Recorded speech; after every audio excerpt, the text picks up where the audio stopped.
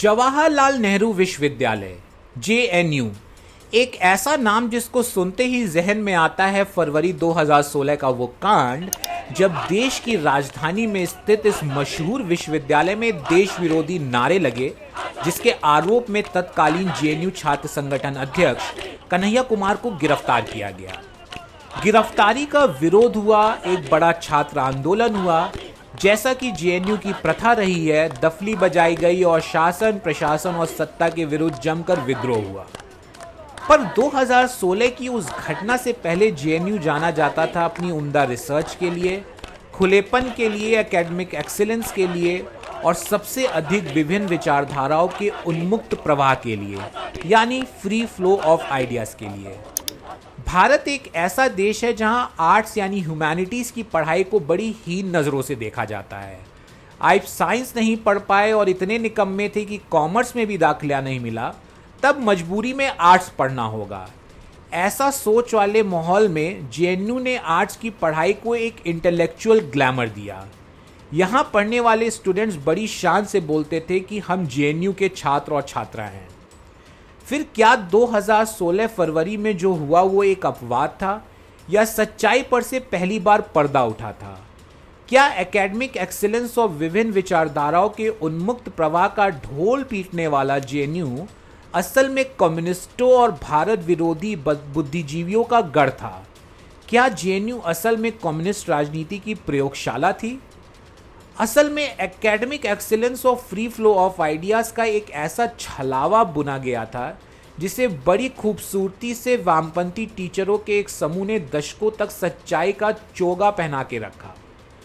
2016 की इस घटना से 20 साल पहले जब कन्हैया कुमार राजनीति के व्याकरण से अनजान गणित का 1, 2, 3 पढ़ रहे होंगे, तब जेएनयू के एक प्रोफेसर ने जेएनयू में चल रही भारत विरोधी गतिविधियों के बारे में जानकारी देते हुए एक पत्र लिखा था। 7 फरवरी 1996 को जवाहरलाल नेहरू विश्वविद्यालय में जर्मन विभाग के एसोसिएट प्रोफेसर बादल घाना चक्रवर्ती ने जेएनयू के रजिस्ट्रार को एक पत्र लिखा जिसका विषय था जेएनयू परिसर में पाकिस्तान के एजेंटों की बड़े पैमाने पर देश विरोधी गतिविधियां। पत्र में प्रोफेसर चक्रवर्ती ने लिखा था, the agents of Pakistan have become vigorously assertive on the issue of Kashmir in recent times.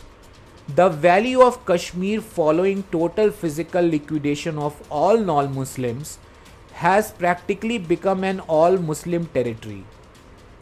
This has emboldened the agents of Pakistan on the JNU campus to intensify their vicious campaign for a full-scale secession of Kashmir from India. पत्र में आगे लिखा गया था, A seminar was held on 15 November where a full-throated declaration was made for another partition of India. According to my information, armed terrorists staying as guests at Aravali and Gomti were present with hidden arms on their persons. Some terrorists are staying unauthorized in different hostels even today. Kindly press IB into immediate action. ये पत्र एक dossier का हिस्सा था जिसे JNU के कुछ देशभक्त शिक्षकों ने कंपाइल किया था। इस फाइल में ऐसे ही अनेक पत्र और दस्तावेज थे जो जेएनयू में दशकों से चल रहे देश विरोधी गतिविधियों का पर्दाफाश करने के लिए काफ़ी थे। जेएनयू हमेशा से वामपंथियों का गढ़ रहा है, जहां हमेशा सभी गैर वामपंथी रिसर्च को दबाने और कुचलने का काम किया गया है। सेना के जवान की शहादत पर जश्न मनाने से लेकर हिंदू देवी देवताओं का अपमान जेएनयू की संस्कृति का हिस्सा रहा है। हाल ही में जो ब्राह्मण विरोधी नारे जेएनयू की दीवारों पर लिखे गए, वो वामपंथ के इस गढ़ में कोई नई बात नहीं है। नया सिर्फ ये है कि सोशल मीडिया के इस समय में ऐसी कोई भी गतिविधि छुपी नहीं रह सकती है। अपने स्थापना के समय से लेकर आज तक जेएनयू पर अपना वर्चस्व जमाए रखने वाले वामपंथी टीचरों के समूह ने मासूम छात्रों को वामपंथ विचारधारा के जाल में फंसाने और देश के विरुद्ध उनका ब्रेन वॉश करने का काम किया है। मशहूर लेखक और बुद्धिजीवी अरुण शौरी अपनी किताब eminent historians the technology their line their fraud में लिखते हैं, A chief characteristics of academic feudalism is that the prodigy must not be too good. If he is bright enough to overthrow the master, he cannot ever be anyone's prodigy, यानी छात्रों को कभी भी अत्यधिक समझदार नहीं बनने देना चाहिए, नहीं तो वो शिक्षकों के रूप में छुपे वामपंथियों को पहचान लेंगे। इसी किताब में शौरी ने इस तथ्य पर भी प्रकाश डाला है कि जेएनयू में काम कर रहे कुछ बड़े इतिहासकारों के एक समूह ने कभी गैर वामपंथी विचारधाराओं और ऐतिहासिक शोध को जेएनयू में फलने फूलने नहीं दिया। जेएनयू के अंग्रेजी विभाग के जाने माने प्रोफेसर मकरंद आर परांजपे, जो अपनी किताब JNU nationalism and India's uncivil war में लिखते हैं, वो बात आँख खोल देने वाली है।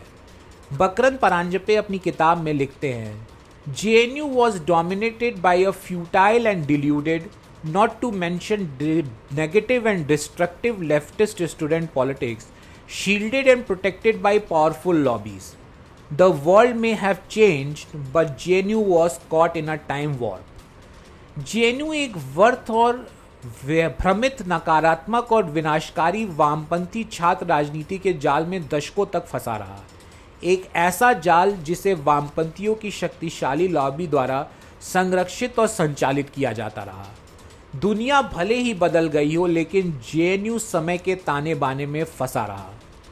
अगर जेएनयू को इस जाल से निकालना है तो सबसे पहले सफाई इस वामपंथी लावी की होनी चाहिए, क्योंकि जब तक शिक्षक का चोला पहने ये वामपंथी ठग जेएनयू के स्टूडेंट्स को भ्रमित करते रहेंगे, तब तक जेएनयू भारत विरोधी गतिविधियों का अड्डा बना रहेगा।